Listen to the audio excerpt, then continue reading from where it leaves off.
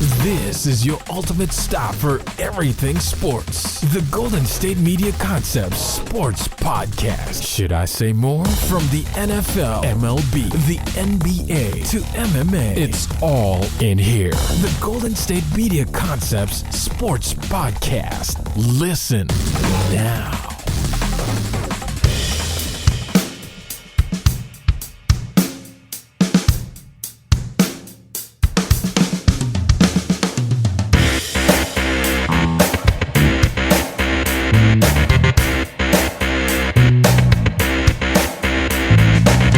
Thank you for listening to the Golden State Media Concepts Sports Podcast, where we discuss the latest and most important news in the wide world of sports. My name is Ben. And my name is Alex. We are here on a Monday. Got a short week this week. Thanksgiving week. Only 3 days. Only in the studio Monday, Tuesday, Wednesday. So that means every day we have that much more to cover. Going to be talking about things, especially on Wednesday, a little premature, doing some weekend pretty much Wednesday coverage and everything. I think Wednesday how it'll look is we'll probably look at the week as it's going to be. I don't know how much college football is this weekend, if more than normal, but I know there's obviously Thursday football for the NFL.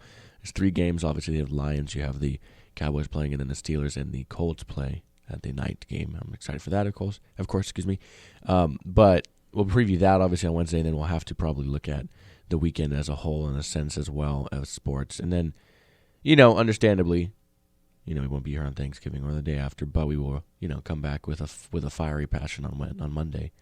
And then start from there, Right, like for this weekend in college football, it's actually a really good week. It's like the last regular season week, so we have some rivalry games, Ohio State and Michigan. We have Washington State and Washington. Yeah, so I'm excited for that one. We have a pretty good week, but we have to cover it so early. It kind of feels a little weird. But yeah, it'll be a little wacky, but of course we will be back on Monday to do all the wonderful things that we intend on doing. The rest of the days is just, we got to hold off. We can't tell the future, I mean, I can try. I can give you my best attempt, but I don't know. Which I normally don't do pretty well, but I've done okay. I've done okay guessing, remember? I know. I'm kind of hit and miss. Sometimes I'm good, sometimes not so much. See, I'm excited because I'm actually going to be able to be here to do game picks with you. Guys, I know because on Friday you're not. I only ever get to pick the Monday and Thursday night games, so I get to pick the weekend games. We should get a whiteboard and see if we keep a tally mark. Yeah, I was talking to. Not a bad idea. I was talking to Anthony about that on Thursday. Yeah, you're not here on Thursdays. I was talking to Anthony about that on Thursday, and I was like, we should get a tally and put a whiteboard right on the wall. It's not a bad idea. Loser buys lunch, or just gets made fun of for the rest of the week. Well, that works too. I mean, but anyways, we're gonna have to talk about some of the games yesterday. Kind of a really interesting week in the NFL. A little bit of surprises, some wackiness. Yeah. Talk about the NFL. After that, we'll talk some college football. We'll talk about the new AP poll. A little bit of a surprise there with the number 5 and 6 team. And I realize it's just the AP poll, not the college football playoff rankings. But it's still something. Still something to talk about. And we have some more college news, like Charlie Strong is reportedly going to be fired as the head coach for Texas, and where the Longhorns go with their head coaching position. We'll talk about that. And then we'll kind of end the show with just some quick sports updates. Jimmie Johnson makes history yesterday in NASCAR. Yes. And then we have some other things as well. It seems like that's all he does. He's just always making history. I mean, he won 5 championships in a row at one point. I know, 4 in a row. It was 5. Oh, was it? Yeah, and then he took a year off, and then he won 6, and then it's been a couple of years now. NASCAR. I was literally just thinking that the other day too. The NASCAR Chase Cup Series playoffs is kind of it's a little different now. Yeah, so they changed it. I forget.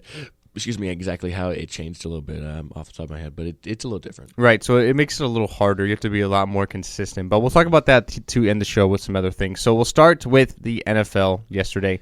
Yeah, we will. We certainly will. And let's start with the Monday slated game. So we do have the Steelers taking on the Browns. The Browns still yet to win a game. They moved to 0-11 on the year, losing to the Steelers 24-9. The Steelers went to 5-5 on the year. Ben Roethlisberger was the leading passer in this game because the Browns had to use 2. They were sacked another injury for Cleveland. Yeah, they were sacked a league high for the league this year for a single game of 8 sacks. It's the most of any Steeler team since Christmas Eve 2003. Ben Roethlisberger was leading passer in this one game, like you said, because Cody Kessler did go out with a concussion. He had 167 yards passing, no touchdowns or anything like that. But the big reason they won this game was the back of Le'Veon Bell. He had over 200 yards of total offense, 146 on the ground and a score, and They had a couple defensive touchdowns, at least one specifically by rookie Javon Hargrave. He caused a fumble, I believe, and recovered it in the end zone. Oh, no, I'm sorry. Ryan Shazier caused the fumble. Javon Hargrave, who was the third-round pick out of South Carolina State this year, he's playing the nose tackle for them. He did recover it in the end zone. Artie Burns had an interception earlier in this game in the first or second drive of the Browns' day. And he has both of the only 2 DB picks of the year. The other ones are linebackers. And then there was a fumble that had occurred earlier in the game. I forget what happened. It was about the third quarter, and second-round pick Sean Davis returned it for a touchdown. If that would have stood, you would have had big plays on defense, a team lacking defensive big plays from your number 1, your number 2, and your number 3 round picks, all in the same game. It was encouraging to see as a Steeler fan, so that's cool. The Browns, unfortunately, still winless on the year. They were only able to muster 9 points.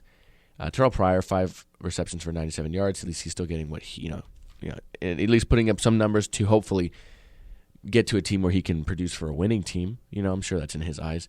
And then one nugget I do like is Ben Roethlisberger is now 20-2 in his career playing at that stadium. That makes him the all-time most winning quarterback at that stadium, including Browns quarterbacks. No one has won more games there. It just shows you how bad that franchise has been, really, since they came back into the league. Absolutely. I'm right there with you. Now we're looking at the teams within the division, a team that the Steelers played last week and the team they played the week before, and that's the Ravens and the Cowboys, and they faced off. And this was a pretty similar start to the way the Steelers played the Cowboys. They got to Dak early, but Dak stayed very poised, ended up passing for 301 yards and 3 touchdowns in a 27-17 win over the Ravens. They are now 5-5 as well, but have that tiebreaker after beating the Steelers a couple weeks ago in the AFC North to stay in first place. The Cowboys 9-1. They haven't lost since week 1. 8 straight games for them. Ezekiel Elliott, 97 yards, didn't top 100, but he was very close. Very close, obviously. They were able to get to him early. He took him 25 carries to get to 97 yards, so it did take him a bit. But he did get there. Des Bryant had 2 of those receiving touchdowns for 80 yards. Cole Beasley had the other 59 yards and now 1 score. Steve Smith Sr. still putting up numbers, at least for him, in what you would still assume is his final season, even though he did get hurt last year in his quote-unquote final season, reasonably deciding to come back. He had 99 yards on 8 receptions and a score there for them. So, Cowboys keep moving. Obviously, probably, in many people's eyes, the number 1 team in the NFC. By far, some people would say the number 1 team in the record-wise. I would go to Seattle, though. I think they're a better team. A little better. I would love to see those teams play. I really would. I think they're kind of suited to match up well against one another. I think we're really heading towards that in the NFC Championship game. They really look like the best 2 teams. Seattle get a win yesterday. Arizona loses. We'll talk about the game shortly, but they just have a 2-game cushion now in the NFC West, so they're going to have at least one home playoff game, probably more if they keep winning. So exactly. We look at the Jacksonville Jaguars and the Lions. The Lions win another game after trailing in the 4th and another game under 1 score. I don't know if you were here. I think I was talking about on Thursday. Every game the Lions have won this year has been within 1 score. They haven't been in a game decided by more than 7 points, period, Exactly. win or loss. And they've trailed in the 4th quarter in literally every game, but yet they are sitting at 6-4 atop the division. And they come out on top of this one, like I said, 26-19 over the Jaguars. Jaguars 2-8 now. Lions, like you said, 6-4. Stafford 278, no touchdowns. Leading rusher for the Jaguars, and this is bad because he's leading receiver too. Leading rusher for them, 17 carries, 39 yards was Chris Ivory. Just about 2 yards, a little over 2 yards a pop. Yeah, pretty much as a 2.3 in that sense. As long as 8 on 17 carries, that's bad. And they had 1, 2, 3, 4, 5, 6 guys, including they're both quarterbacks because I think Penny came in for a minute or so, a little while because I think Bortles got hurt. But you had 7 guys run the ball 27 times for only 83 yards. You had Yeldon, you had Denard Robinson, you had Chris Ivory, your prized free agency guy. None of them could muster more than 39 yards, like I said. And then you had 1 rush by Marquise Lee and 2 rushes by each quarterback for 3 and -2 yards. So nothing special there.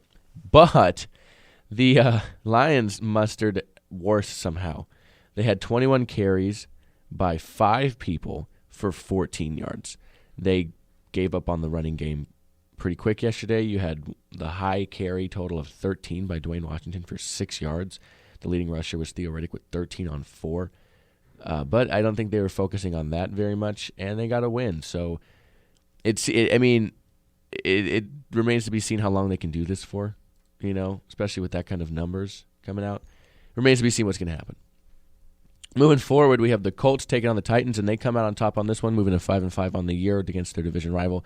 24-17, the Titans move to 5-6, of course, on the year. Marcus Mariota, 290-2 is a leading passer in this one. DeMarco Murray was somewhat held in check, 70 yards on 21 carries. That's not quite what you want, only averaging about 3.3 yards. Andrew Luck, not a bad day for him, 262-2. They didn't have amazing rushing numbers either. 76 wasn't a good rushing day. A lot of inclement weather around. We've really been seeing that all year for the most part. But I think we've been seeing a lot of like high rushing numbers, and then the team they're facing horrible rushing numbers. For this game, the Colts jumped out to a 21-0 lead and then kind of just held on for dear life. Didn't really do too much. T.Y. Hilton, a very impressive touchdown, literally stole it from the DB. You know they are undefeated this year when T.Y. Hilton has more. I think it's 80 or 85 yards. Well, maybe they should just throw it to him. He's definitely their best option. Yeah, and the Rashard Matthews, young receiver there for the Titans, 122 yards for him. Nice day receiving end for him. The Bengals and the Bills played, and that was one of the morning games as well. One of the first games to get kicked off in a game that's going to be very frustrating for a lot of Bengals and fantasy fans. I know, Ben, you alike. Unfortunately, I'm sorry. And I have LaShawn McCoy, who had to leave with a thumb injury. Yeah, it looks like he's going to play. Be okay. But still, you know. Yeah, we had the Bengals losing to the Bills. Now the Bengals dropping to 3-6-1. 3-6-1, excuse me. And this year is just looking, unfortunately, in danger of just being lost for them. The Bills at 5-5 now after winning this one, 16-12 in favor of Buffalo. Andy Dalton, 207-1 touchdown. But the big story here is, unfortunately, A.J. Green, the first series. They're literally the first series of the I game. think the second or third play, he tore his hamstring. Yeah, he's believed to be out probably the whole year, but at least for the next 4 weeks. And you're the Bengals. You're sitting at 3-6-1. Really, your season is over. If he misses 4 games, that leaves you with a couple left. There's really no reason to even allow A.J. Green to play the rest of the season. Kind of just call it a year and pack it up and wait for next year. There's no real reason to risk him getting injured. Unless you go on a 4-game winning streak, you're sitting at 7-6-1, maybe there's a little bit of a chance, but I really don't see that happening. The Bengals just kind of just didn't have it this year. It's weird, too, because I talked about I was with a friend of mine, the AFC North and how they're playing. I'm sorry, the AFC West and how they're playing so well. In the AFC North, there wasn't a lot of turnover in the AFC North. The Steelers are relatively the same team, given injuries at times, and Martavis Bryant being suspended. The Ravens are relatively the same team, and then the Bengals are probably the most similar team to last year as they are this year, except for Hugh Jackson. Yet they're absolutely worse. So it's just an interesting year for the AFC North in that sense, and with the Bengals specifically, 3-6-1, that's crazy. But I mean, Tyler Boyd filled in okay, 54 yards on 1 touchdown, but you can't replace that kind of output. But again, like you said, if the season's the way it looks, you might as well keep him out. Moving on to another matchup, the Buccaneers beat the Chiefs in this one. The Buccaneers win 19-17, moving to 5-5. The Chiefs dropped 7-3, and now the Raiders have sole possession of AFC West tops. The Chiefs losing at home, something you really never see. Kind of a crazy game here, 19-17. Yeah, it was wacky. Chiefs just really couldn't get anything going on offense. They score a touchdown late in the fourth quarter when it was 19-10 to try and give them a chance late. But and I'll tell you what, Alex Smith threw an interception in the game. end zone, something you never see him do. I mean, I understand it's going to happen every once in a while, and he took him right back down, and they did score, But the Chiefs, they lose. The Raiders have first place out right now. There was a tiebreaker that belonged to the Chiefs because they did win earlier in the year, but the Chiefs did lose. Obviously, it's a tiebreaker now. Is null, goes to the Raiders, who are 7-2, and the Chiefs moved to 7-3. The Raiders, of course, we'll talk about in a little while. They have their game in Mexico City tonight. Moving on to some of the first afternoon games here in a moment, but we'll finish first with the morning games. We had the Bears and the Giants in one of the more windy games. A lot of inclement weather, a lot of different types of weather as well in this one. The Bears take a loss in this one. The Giants 22-16. The Giants moved to 7-3. The Bears just wallowing away at 2-8. Jay Cutler didn't play badly though. 252-1 for him. Rashad Jennings 85 yards and a touchdown. Zach Miller 61 yards in the score, but it does look like his season is done as well after getting injured in this one. Unfortunately, Eli had 2 touchdowns to win the Giants' 5th straight, keeping pace somehow in a sense with the Cowboys. They will be playing the Browns next week, who are, of course, winless, so you got to imagine they're going to go to 8-3 in a really good situation to at least get a wild card berth. Dallas looks like they have a stranglehold on the division unless they falter. So the Giants are playing really well. Eli is really kind of carrying this team in my eyes. The defense is stepping up a little bit. Not really much of a running game there. I realize Jennings had 85 yards in a score, but one game doesn't really detail the whole season. So exactly, yeah. He's been very on and off. And then moving to the last of the morning games to finish, that is the Cardinals and the Vikings. The Vikings win their first game since coming off their bye week, having gone 5-0 and then losing 4 straight. They go to 6-4, defeating the Cardinals 30-24. The Cardinals dropped to 4-5-1. On the year, Carson Palmer 198-2, threw an ugly interception for a 100-yard interception return for a touchdown, one of 2 100-yard touchdown plays by the Vikings team, in a sense, because they did have a kick return of over 100 yards by Cordero Patterson. It is the first time the NFL has had a team with 2 100-yard-plus plays since Josh Cribbs had 2 100-yard returns back in, I want to say, 2008 for the Browns. 102 and 103, 101, 103, something like that. Sam Bradford looked decent. You know, they ran a lot of wildcat formations with him, and they put him wide, of course. You put the quarterback out as receiver, and one play Patrick Peterson just rolled him. I never understood doing that. I can understand the wildcat maybe here and there, but if you're not going to involve the quarterback somehow, like a reverse where he maybe throws it somewhere though, then take him off the field. Put a wide receiver out there. Understandable. Yeah. That's what I'm saying. Like, if you're not going to involve the quarterback in some way, you're going to have him stand there on the outside and just take a step back. I think it's a level of uncertainty. You put him there, and like the quarterback's still there, so that's what I'm saying. Like, if you're going to put him out there, there, if you take him off the field, then they're like, well, they're not for sure. Well, in a sense, they're for sure not passing it. I mean, even though you'll see. But in an instance like that, maybe you have a couple of plays in that formation where you say, okay, Sam, you're going to literally run a reverse, and they are going to pitch it to you, and you're going to throw it downfield. Or, I mean, Sam Bradford's not the quarterback I would choose to do that. I'm just saying, like, something. Like, you have to at least give them I understand what you mean. Some reason to be worried about that guy on the outside, which is not the case, which we've seen with the Wildcat. So, I mean, we did have a little trickery. Mark Sanchez just getting somebody punked him. And we had a little trickery in the Seahawks game. You had Doug Baldwin actually throw a touchdown to Russell Wilson, so a little reversal there. But, I mean, that never happens. Like, no, not really. And David Johnson was probably the biggest part of the offense for the Cardinals, 103 yards on 22 carries for him, but they did fall in this one. Only so much you can do when you give up 2 100-yard plays in that game, especially one with the defensive score. So, now the first of the afternoon games was a game I watched very closely because it was Jared Goff's first start for the Rams. They ended up losing this one 10-14 after literally leading the entire game. They scored a touchdown in the first. They added a field goal in the third, and then 2 touchdowns from the Dolphins late. This game was very hard to get a handle on in terms of analysis because Ryan Tannehill was 24 for 34, 172 and 2, but their drive line was punt, touchdown, interception, touchdown, and Ajayi didn't have a great game. Only 77 yards rushing for him. Now you look at Jared Goff; he was 17 for 31 for 134 yards. Not amazing by any stretch of the imagination, but it was pouring rain in this one. So I don't really know how much I can really look at him in a sense of right or wrong. He put them in a position to win the game. He didn't turn the ball over. They led the game for the entire way through, and they give up 2 late touchdowns. They go, okay, here, 37 seconds. They're up by 4. We need a touchdown.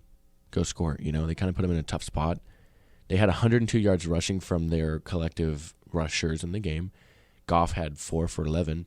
What impressed me most about him was he got out of situations in which he would have lost yards.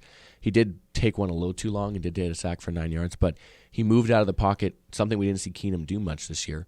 Moved out of the pocket away from the rush, did get a nice third down conversion doing so, and then a couple other times just got the ball away at least and live to fight another day scenario.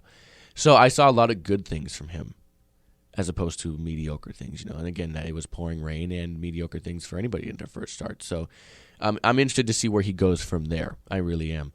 But they did lose this one, 14-10 in favor of the Dolphins, who moved to 6-4. The Rams do drop to 4-6. I still don't really see much with Goff. I watched a lot of him in college being a Cal fan, so I watched a lot of him really all 3 years he started. He started as a freshman, so I really don't think there's that much there. I kind of made this comparison, and it was a little ironic because it was the quarterback he was playing against, his opposition. But I think his ceiling is really like that Ryan Tannehill type. I don't really see much with Goff. He's kind of a not necessarily a small guy, but a skinny guy. He's skinny he's long. He's a tall guy, but he's. I think if he takes a few hits pretty hard, he's going to get a little banged up. But we saw that in the preseason. He took some heavy hits, and he kept getting up and going. With the Rams, there's really not much around him, so I'm not putting it all on him. But yeah, there's not much around him. One thing for me is Tannehill is not as pure of a passer as Goff is.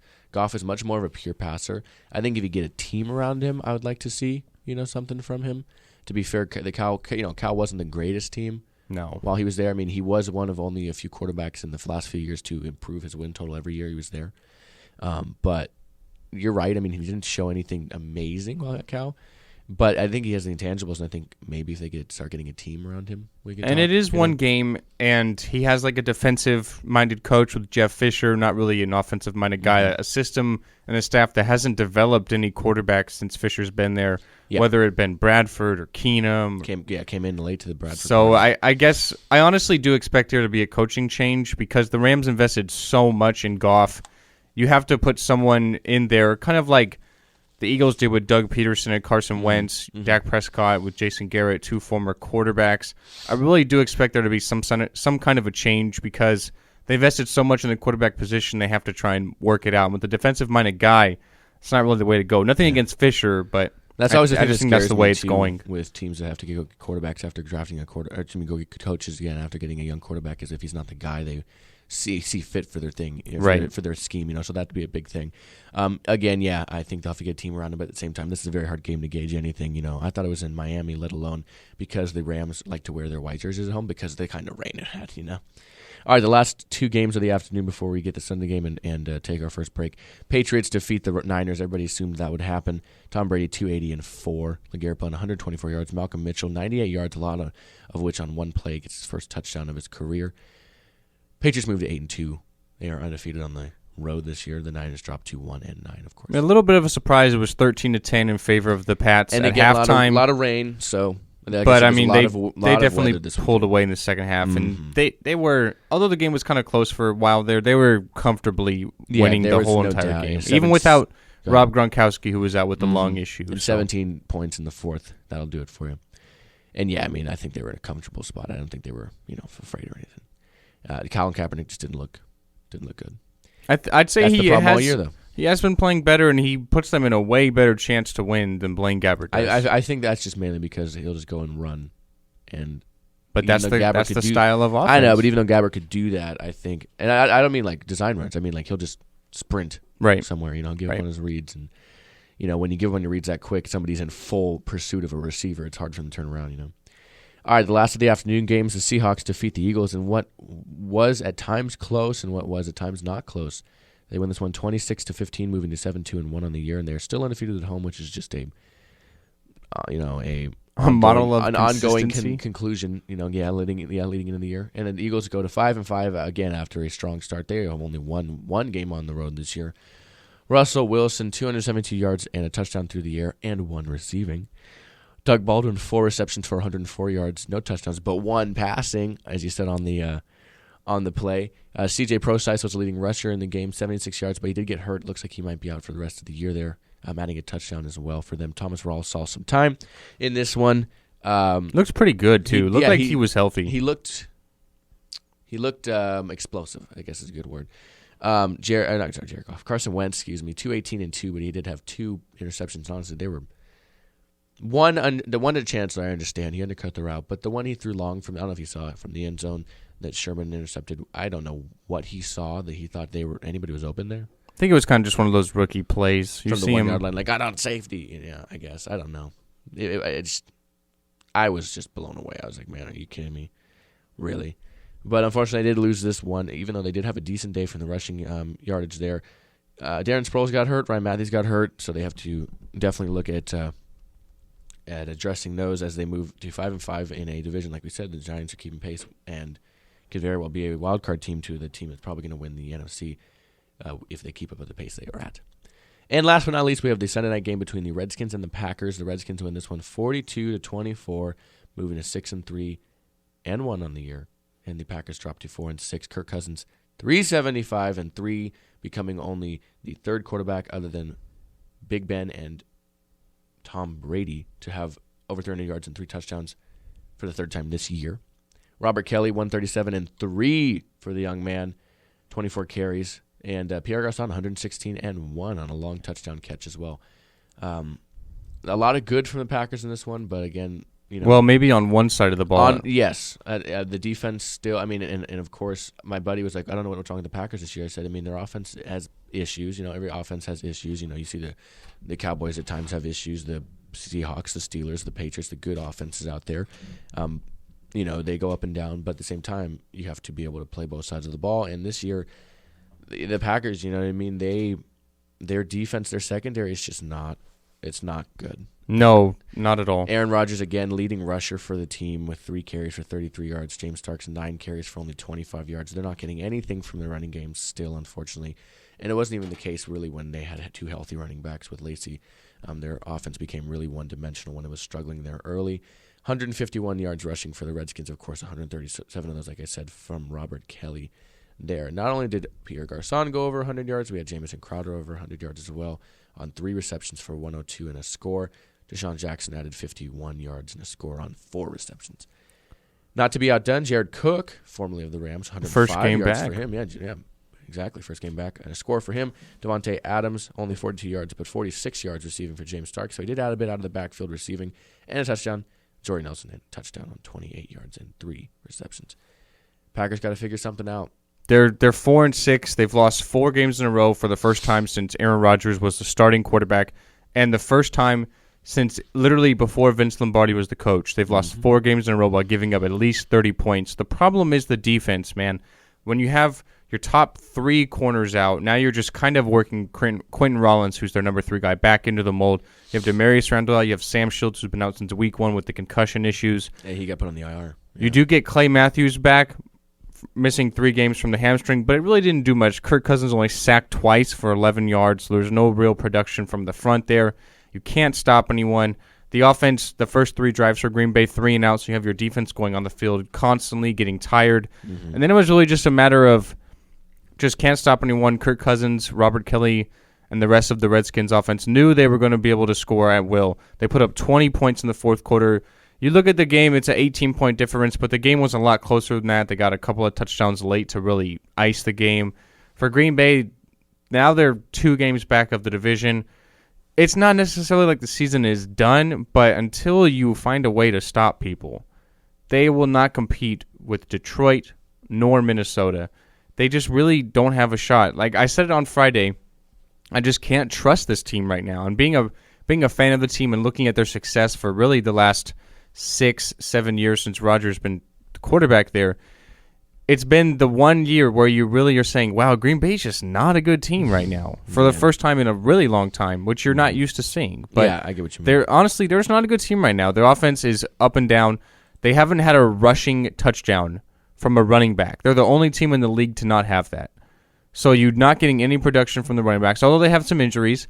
You have Christian Michael, who they just picked up from waivers from Seattle. He was inactive, still trying to work his way into the offense. So we'll probably have to see what he'll do next week to really get a good understanding.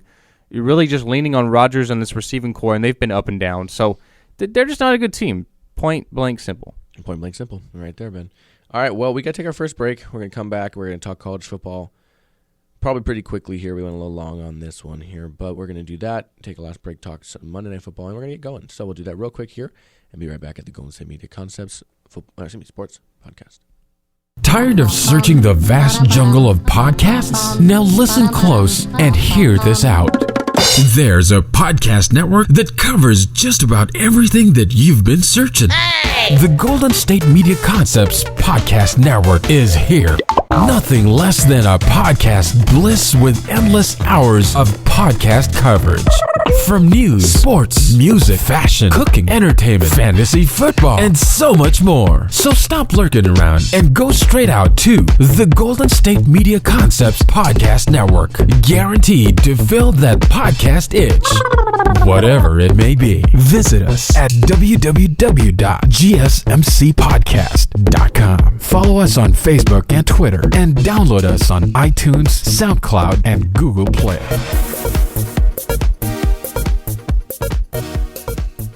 And we are back here at the Golden State Media Concepts Sports Podcast. It's Alex and Ben in the morning, and we're going to tell you about the college football AP poll as of right now because, of course, tomorrow, Anthony will be here to join me tomorrow since Jeremiah is gone for Thanksgiving week this week for our football show. And, of course, he'll be here for tomorrow on the sports show since Ben will not be here. I will not be alone.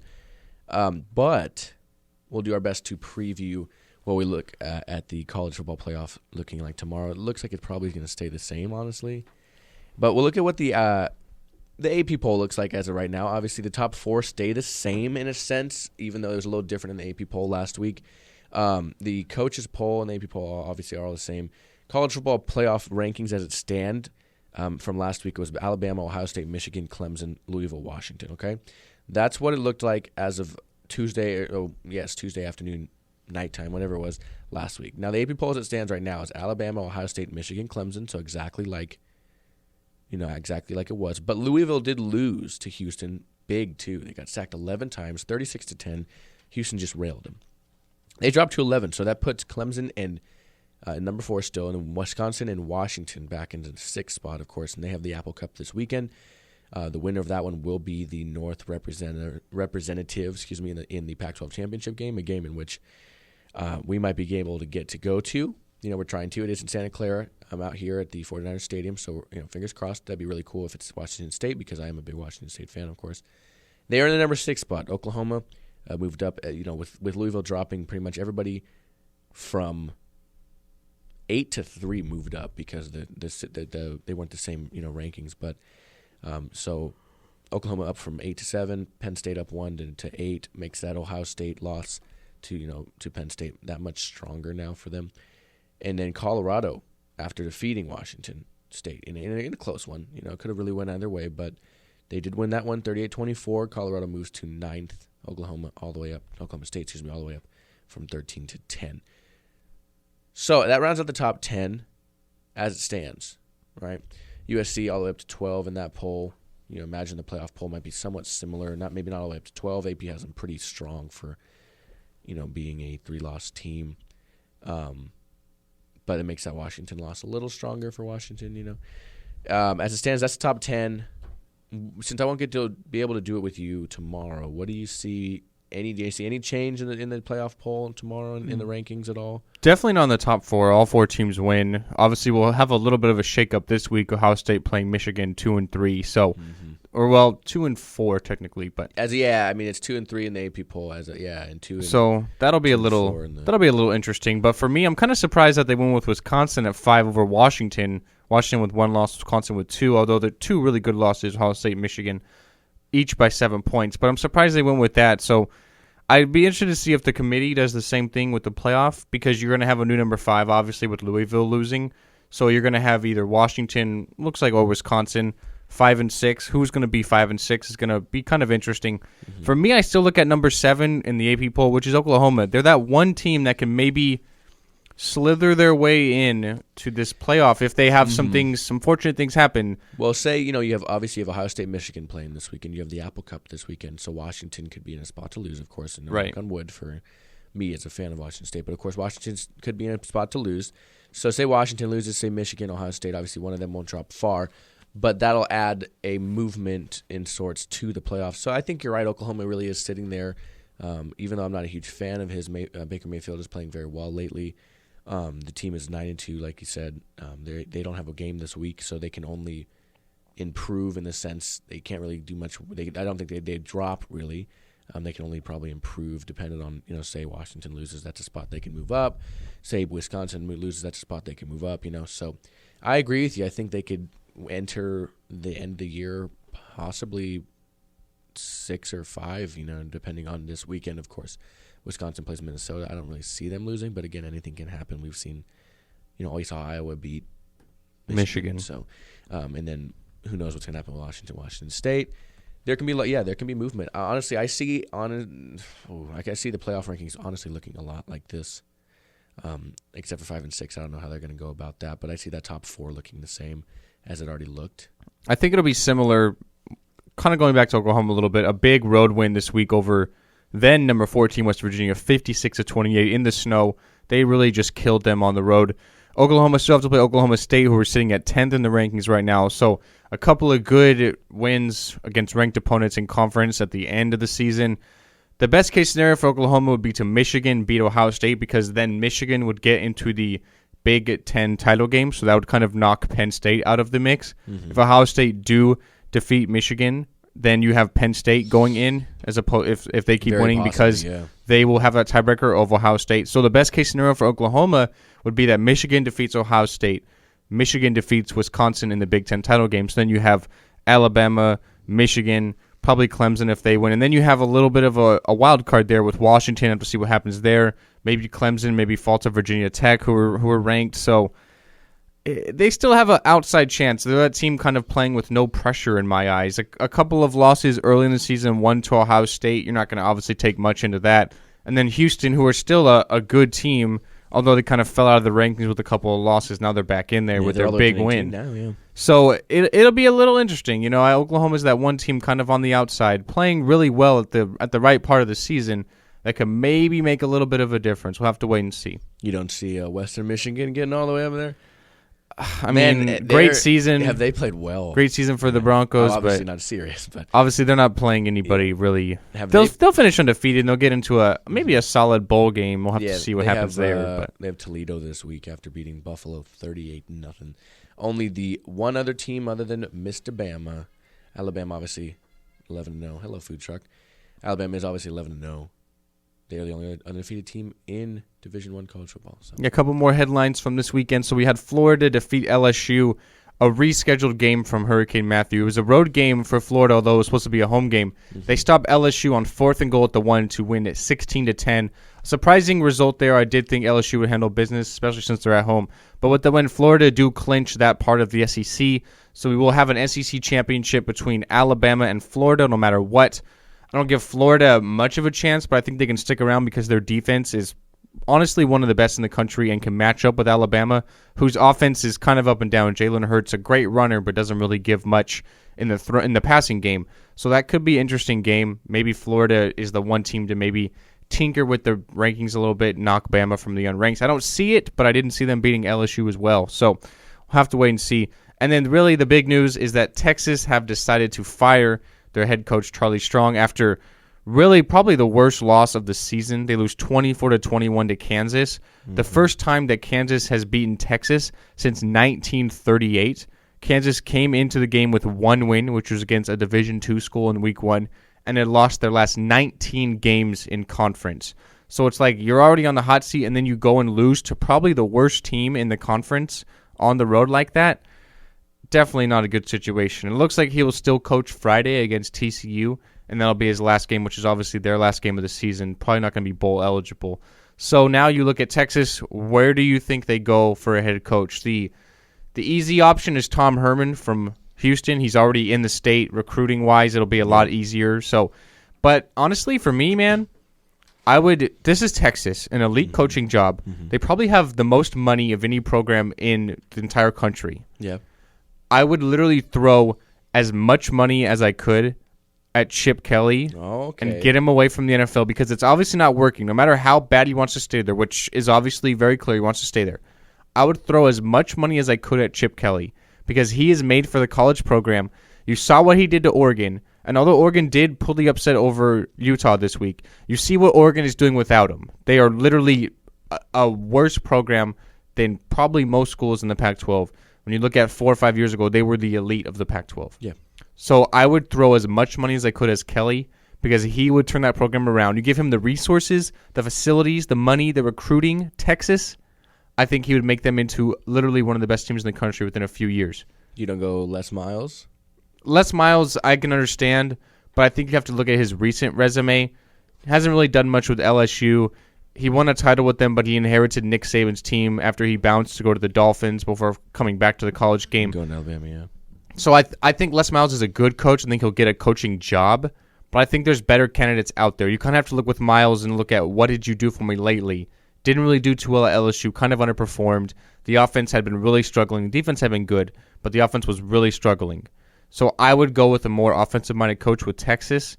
Tom Herman's the candidate that everyone's going to be looking at. Obviously, nothing wrong with that. He's doing a great job with Houston, and that Houston did not get into the Big 12. He's not going to get a pay raise. He's not going to get a salary boost, more recognition for the program. I think he's a sure thing that he's leaving, whether it's LSU, Texas, something else opens up.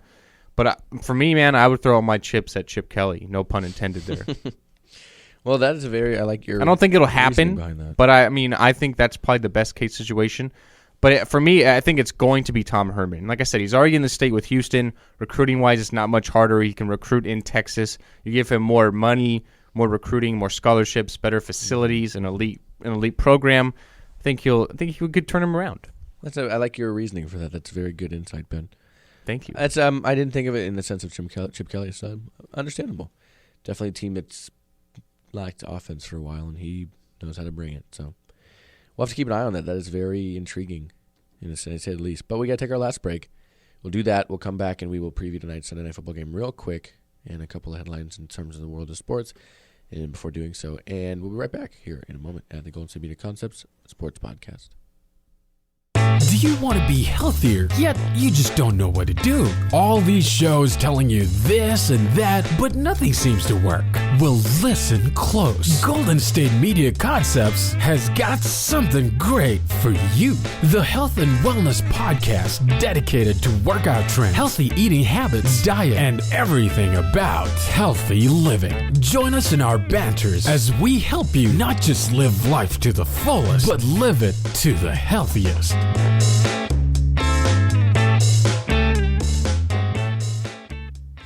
And we are back here at the Golden State Media Concepts Sports Podcast. So one last thing I want to mention in terms of some headline news.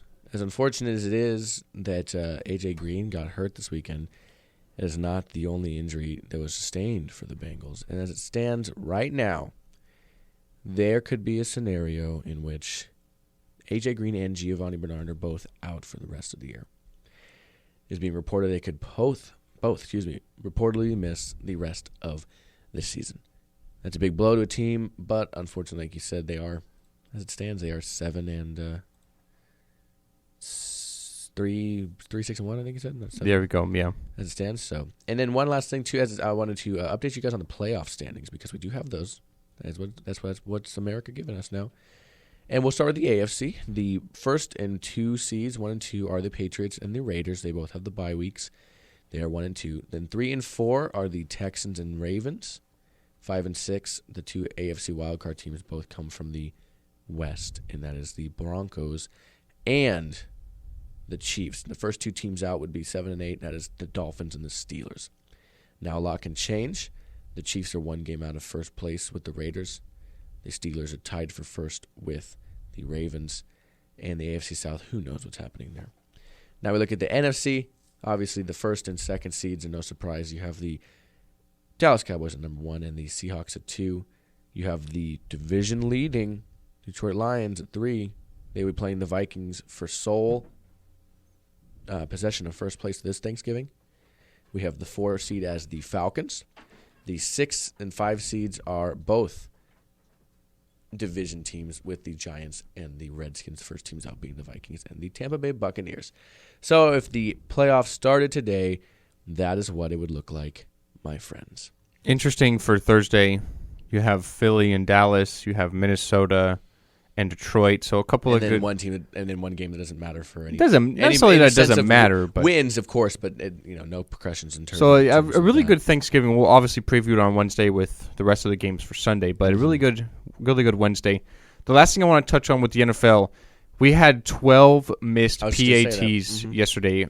That's the most in a single day in NFL history. 3 of them were blocks, so if you really look at it, it's 9 missed PATs, 3 blocks. You had some wild weather out here on the West Coast. You had the wind back on the East Coast, but still moving the PAT back 12 in one day, you kind of have – it seems like it's really now every week, this being really the highlight of it, every week more and more getting into like it's not a guaranteed thing anymore. And I think it was a good decision they moved it back. It adds a little bit of a question there whether you go for 2 or not.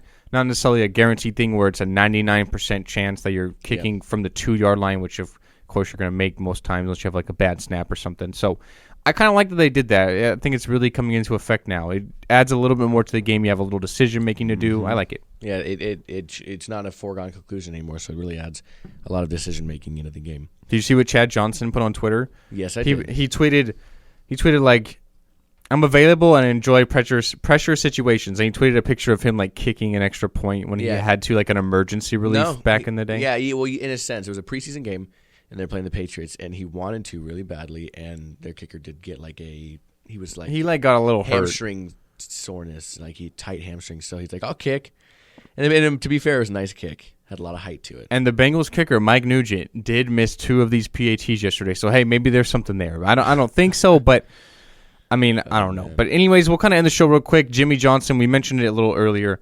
Yesterday at Homestead, Miami, the last race in the NASCAR Sprint Cup Series, he not only won the race, which is his 80th of his career, really impressive, but he also won the NASCAR Sprint Cup Chase Championship, whatever they call it now.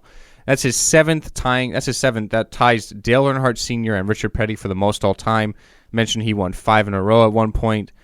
Really just padding his resume. And still, I realize 41's an old age, but in NASCAR, obviously you're just kind of driving a car. The age doesn't really take much into consideration. In a sense, you have to do all you the health still things, obviously have a long career still to go. You know, he has at least another half a decade or so. He said 4 or 5 years. He hasn't really put a time limit on it. Right. So you can go late into your 40s, into your mid 40s, and still be racing. So absolutely, definitely a great accomplishment for Jimmie Johnson. And like I said, he's been the model of consistency in NASCAR for the past 10, 15 years. Very much so. And to end the show, real quick, we'll talk the Monday Night Football game in Mexico City at Estadio Azteca. Estadio Azteca tonight, 5:30, obviously, as normal, Pacific Standard Time. Oakland Raiders 7-2, Houston Texans 6-3. Who you got winning this one, Ben? I want to say Oakland. I think they'll probably have a little bit more of a fan base being California-based, you know what I mean? Closer. Yeah, well, Texas is, Texas is there, too. Also, Oakland's an older franchise, so. I'll give the edge to the Raiders. Houston, I really just can't trust their offense. I mean, Brock Osweiler threw 99 yards last week, and they won the game. I can't trust their offense. The Raiders played really, really good in their last game against Denver. The defense kind of stepped up. The running game's there. I'll give the edge to the Raiders. For me, the one thing I'm going to be looking at more so than anything is probably the crowd. You're going to have about 100,000 people packing that stadium. Obviously, in Mexico, you have wild soccer fans. I'm interested to see if there's any chants going on, exactly what happens. At the London games. Maybe you'll have some pitch invaders, or some field invaders running on the field. So, I mean, we'll have to wait and see. I think it's a good moment for Mexico, the first game since 2005. They've had some preseason games as well, but obviously a primetime slot, a good matchup too, 2 division leaders. So yeah, I think it's going to be an interesting game. I'm looking at the Raiders to win this one. The Raiders sacked Osweiler 5 times, pretty much scared him out of the AFC West last year, so first time facing him since he left. I'm going to give this one to the Raiders. Okay, I like it. I agree. I got you. All right, well, that's all for us today at the Golden State Media Concept Sports Podcast. Of course, I'll be back tomorrow with Anthony to discuss tonight's game, as well as preview some things going on this week, of course, and we'll talk college football playoff rankings as well. But until then, we'd like to thank you, as always, for listening to the Golden State Media Concept Sports Podcast. For Anthony, I'm Alex. I am Ben. And we will see you guys tomorrow. You guys be good. You enjoy your football, and we'll talk to you then. Enjoy your sports, and have a good rest of your day.